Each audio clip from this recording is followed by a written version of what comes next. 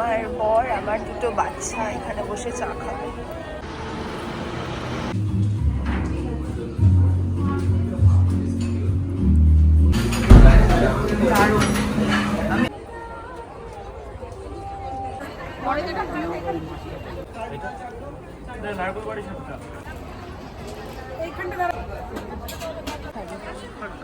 কি শাড়ি এটা? বিষ্ণুপুরি কাতা নেব। কি ব্লক করছো? হ্যাঁ, মোস্ট অশ্লীল একটা fruit. Good afternoon and welcome to another blog. So আজকে আমরা একটু মেলায় যাব। আমার চ্যানেলেতে এটা মনে হয় প্রথম মেলার ভিডিও আসছে। অনেকেই গেছে হস্তশিল্প মেলা, যেটা কলকাতাতে হয় এবং সবচেয়ে বড় কলকাতার মেলা। ইকো পার্কে আগে হতো, এখন নিউ টাউনে হচ্ছে। তো সেখানেই যাওয়ার আজকে প্ল্যান আছে। এই মেলাটা হচ্ছে new town city centre ground বলে একটা জায়গা আছে, তো সেখানেই হচ্ছে। তো চলো দেখি কি কি কিনবো বা কি কি আছে মেলাতে, সবকিছুই তোমাদেরকে দেখাবো। চলো। চলে এলাম আমরা হস্তশিল্প মেলা 2025-এ।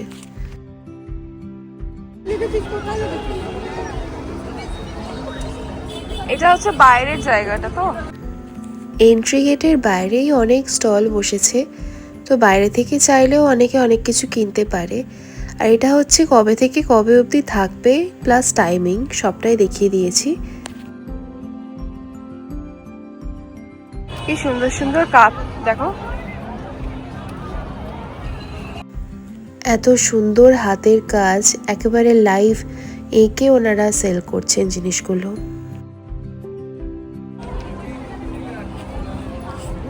বিষ্ণুপুরি টাচ।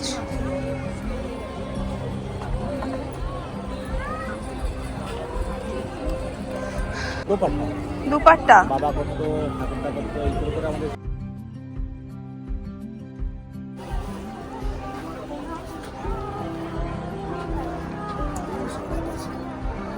না, এটা দেখো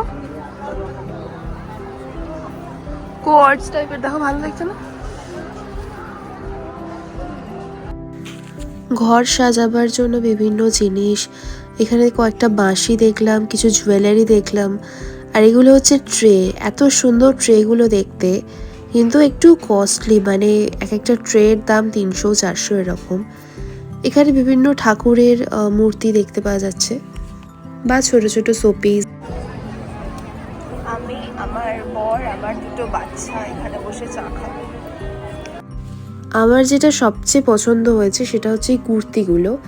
একদম কটনের কুর্তি ছিল, খুব সুন্দর দেখতে, ডিজাইনগুলো ভীষণই সুন্দর, প্লাস খুব সফট, বডি হাগিং একদম কুর্তিগুলো। শাল নাকি ওটা? স্টোল? তো শাড়ি? এটা শাড়ি না, দেখ কি প্রিটি। ও হ্যাঁ, শাড়ি। আর আমি এত ভিড়ের মধ্যেও একটা ঠিক আয়না খুঁজে পেয়েছি। চলো ফাইনালি হাওড়া এসেছি। হাওড়া হচ্ছে আমার নিজের বাড়ি, তো একটা উইকনেস তো থাকেই হাওড়ার প্রতি। হুগলি, বাঁকুড়া, বর্ধমান সমস্ত স্টলই বসেছিল, কিন্তু আমার এখানে একটা শাড়ি খুব পছন্দ হয়েছিল, কিন্তু আনফর্চুনেটলি এটা নেওয়া হয়নি।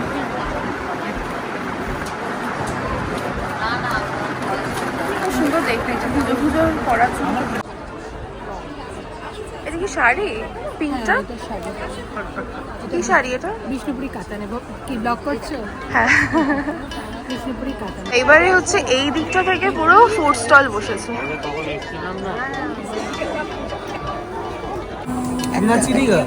কম চিনি। খাবারেরও বিভিন্ন স্টল ছিল, স্পেশালি পিঠে পুলির 2-3টে স্টল আমি দেখলাম, বেশ একদম টাটকা পিঠে বানিয়ে দিচ্ছে। এই একটা চা নিয়েছিল মা, আমি কিছুই খাইনি ওখান থেকে। আর এখানে কিছু গুড় দেখতে পেলাম, একদম টাটকা খেজুরের গুড়। তারপর এখানে আচার বিভিন্ন রকমের ছিল, জয়নগরের মোয়া ছিল, এটা একটা মিষ্টির শপ, নলিনচন্দ্র। তারপরে বিভিন্ন রকমের ফিশ ফ্রাই, কচুরি, আরও যা যা হয়, মানে ফুড ফেস্টিভ্যাল হলে যেরকম দেখতে পাওয়া যায় খাবার, সেরকমই ছিল। আর যারা যায় মেলায় তারা তো জানবেই যে কীরকম খাবার পাওয়া যায়। বাংলার দই ছিল, তার সাথে কিছু চাট আইটেম ছিল, মানে ননভেজ যারা খায় না ভেজিটেরিয়ানদের জন্য কিছু স্পেশাল চাটের অপশন ছিল। কিন্তু সত্যি বলতে আমার খুব একটা কিছু খাওয়ার ইচ্ছা হলো না। এখানে কিছু কম্বো পাওয়া যাচ্ছিল খুব কম দামের মধ্যেই, আর এখানে ছিল স্পেশাল বেকড কাঁচা গোল্লা। সব স্টলগুলোতে একটা কমন জিনিস ছিল, সেটা হচ্ছে কচুরি আলুর দম, মানে কড়াইশুটির কচুরি আর আলুর দম, আর কিছু কিছু জায়গায় মাছের কচুরিও পাওয়া যাচ্ছিল। তারপরে এদিকে আবার একটা পিঠের দোকান, এখানেও অনেক পিঠে ছিল। তারপরে এদিকে পোলাও, ফ্রাইড রাইস, বিরিয়ানি ছিল, মাটন বিরিয়ানি, চিকেন বিরিয়ানি, আর লাস্টলি ছিল মোমো। ওয়াও মোমোও ছিল, কালিম্পং মোমোও ছিল, তো যে যেটা খাবে।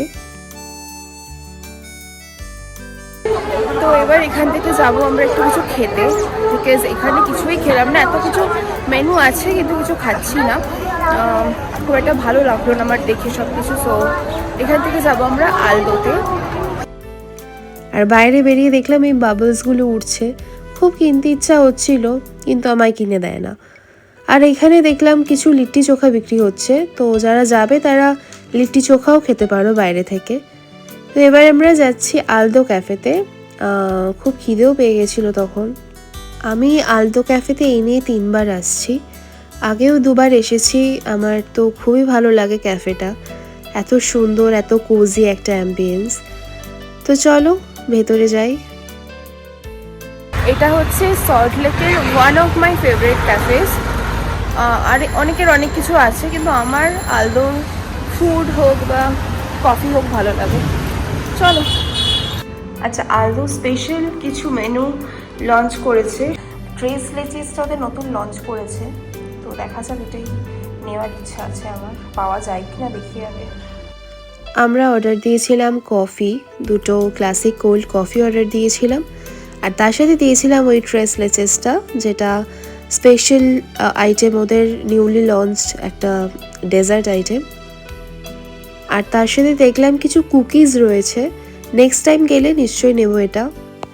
আর এইখানে ছিল প্রচুর ডেজার্ট আইটেম, মানে biscuit, cheese cake, tiramisu, brownie.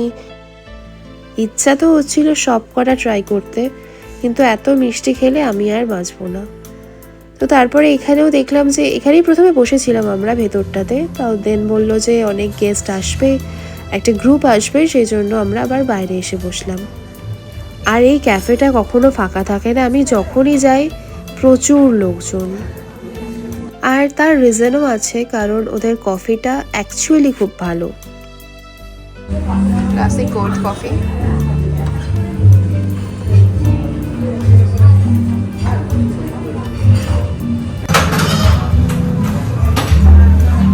Cold coffee নিয়ে কিছু বলার নেই, ভালো। আর এই মেরি ট্রেস লেচেস। ও আচ্ছা, আমাকেই করে নিতে হবে।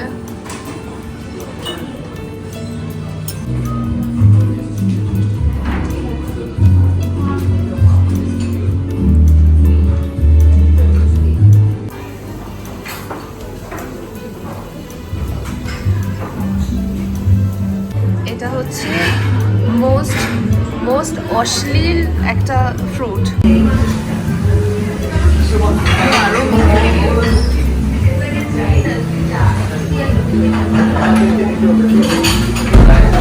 দারুণ, আমি আরো মিল্কটা নেব।